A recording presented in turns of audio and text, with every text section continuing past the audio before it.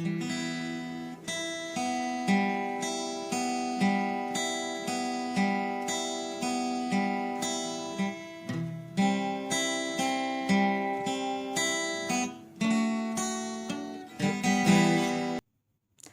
The lord.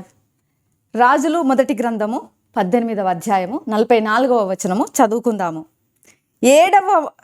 ఏడవ మారు అతడు చూచి, అదిగో మనిషి చెయ్యి అంత చిన్న మేఘము సముద్రము నుండి పైకి ఎక్కుచున్నదనెను. అప్పుడు ఏలియా, నీవు ఆహాబు దగ్గరకు పోయి నీవు వెళ్ళకుండా వర్షము నిన్ను ఆపకుండునట్లు నీ రథమును సిద్ధపరచుకొని పొమ్మని చెప్పుమని వానిని పంపెను.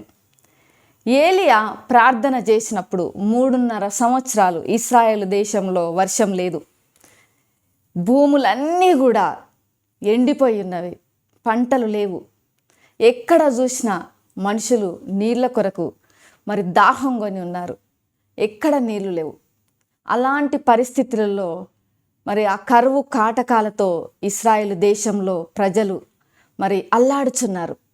అలాంటి పరిస్థితులలో మరి ఏలియా ఇక్కడ మన సందర్భంలో చూసినట్లయితే కర్మేలు పర్వతం మీద మరి దేవుని యొక్క అగ్ని బలిపీఠం మీద మరి రావడము, బలిపీఠము ద్వారా దాని అగ్నిని మండించుట ద్వారా దేవుని యొక్క గొప్ప శక్తి అక్కడ బయలు ప్రవక్తలందరికీ కూడా నిరూపించబడింది, దేవుడు ఎంత గొప్ప దేవుడు అని.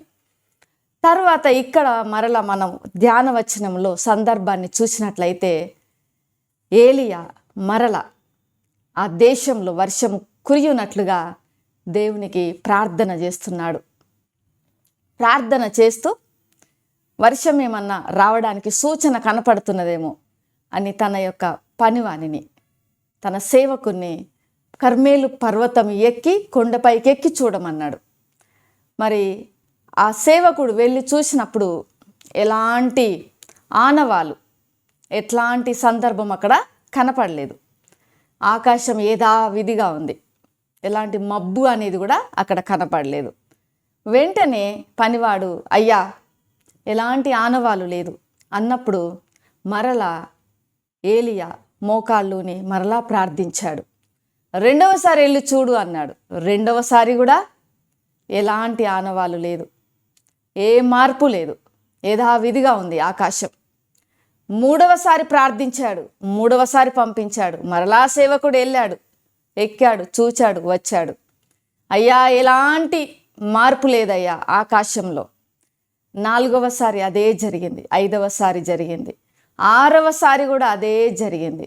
ఏడవసారి ఆ సేవకుడు, అయ్యా చాలా దూరం నుండి మనిషి అరచెయ్యంత ఒక చిన్న మేఘము కనపడుచున్నది అన్నాడు. వెంటనే ఏలియా ఆహాబు నొద్దకు తన సేవకుని పంపించాడు.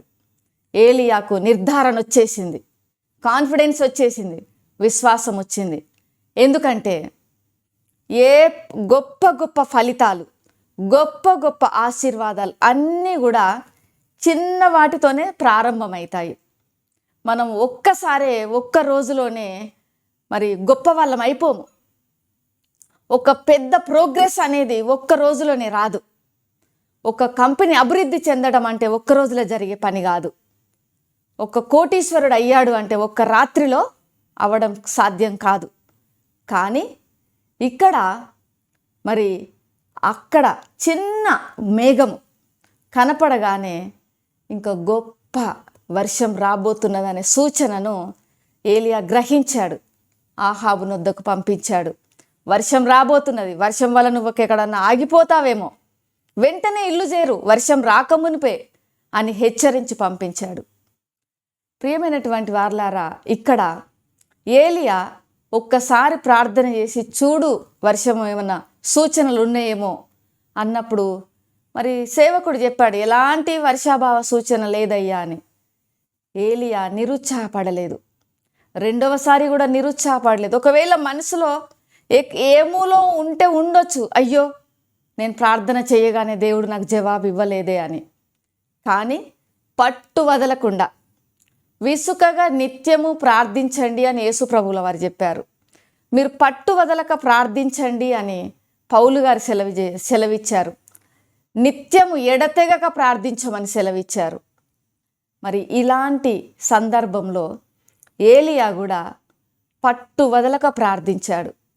మన జీవితాలలో కూడా చాలాసార్లు ఒక విషయమై ప్రార్థించినప్పుడు మనం అనుకుంటాము, ప్రార్థించిన వెంటనే ఇన్స్టెంట్గా అలా జవాబు రావాలని కోరుకుంటాము.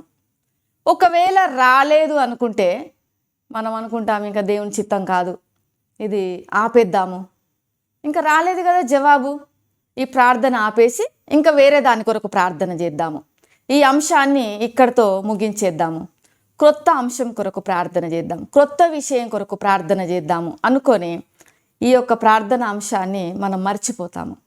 అంటే దేవుడు మనం చెయ్యగానే జవాబు రావాలి, వెంటనే దేవుడు జవాబు ఇవ్వాలి. ఇవ్వలేదు కదా అంటే దేవుని చిత్తం కాదు, ఇది ఆపేద్దాము.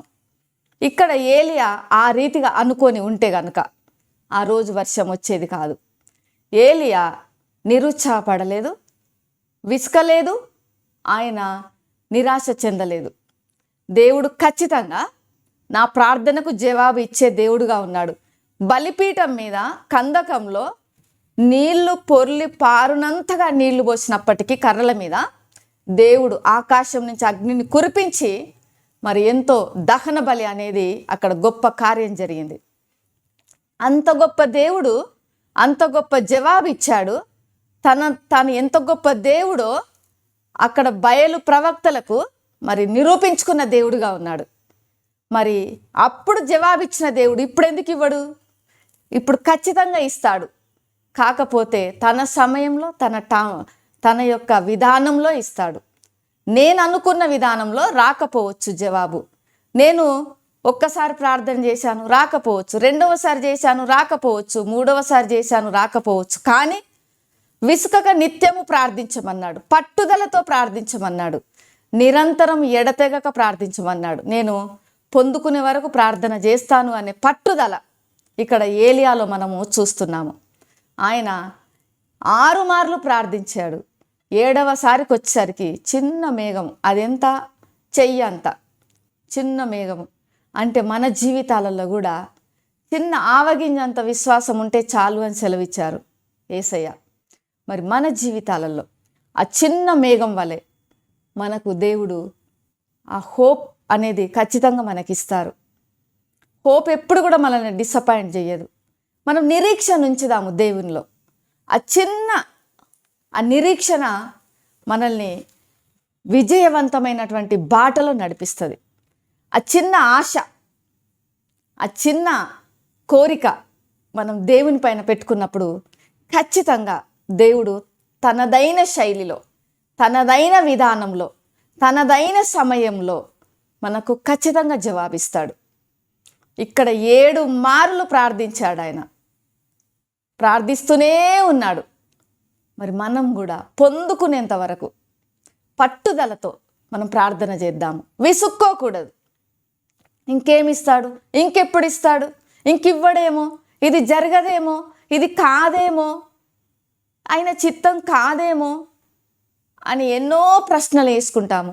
ఇలాంటి ప్రశ్నలకు మన హృదయంలో తావివ్వకుండా పూర్ణ విశ్వాసంతో మనము దేవుని యందు నిరీక్షణతో ఆసక్తితో మనము అడిగినప్పుడు ఖచ్చితంగా దేవుడు మన ప్రార్థనకు పట్టుదలనిస్తాడు, ప్రార్థనకు జవాబునిస్తాడు.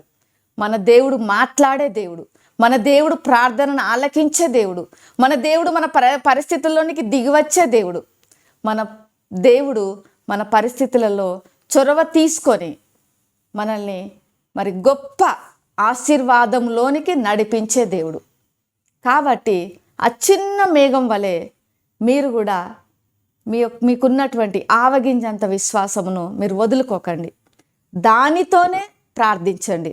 దేవుడు గొప్పగా మిమ్మల్ని ఆ భారీ వర్షము ఏ విధంగా కురిసిందో ఇశ్రాయేలులో అదే ప్రకారంగా విస్తారమైనటువంటి వర్షం వలె విస్తారమైన దీవెనలు మీ జీవితంలో దేవుడు కుమ్మరించునుగాక. ప్రేమ నమ్మకం కలిగిన పరలోకపు తండ్రి పరిశుద్ధుడా, నీకు వందనాలు చెల్లిస్తున్నాము.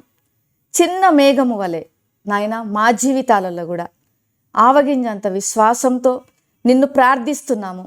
ఈ వీడియో వీక్షిస్తున్న బిడ్డల జీవితాలలో ప్రభువా, వారు దేని కొరకు ఆశతో ప్రార్థిస్తున్నారో వారి ఆశను మీరు సఫలం చేయమని, వారి ప్రార్థనకు జవాబును దయచేయమని, విస్తారమైన వర్షం వలె విస్తారమైన దీవెనలు కుమ్మరించుమని యేసు నామములో ప్రార్థిస్తున్నాను తండ్రి. ఆమెన్.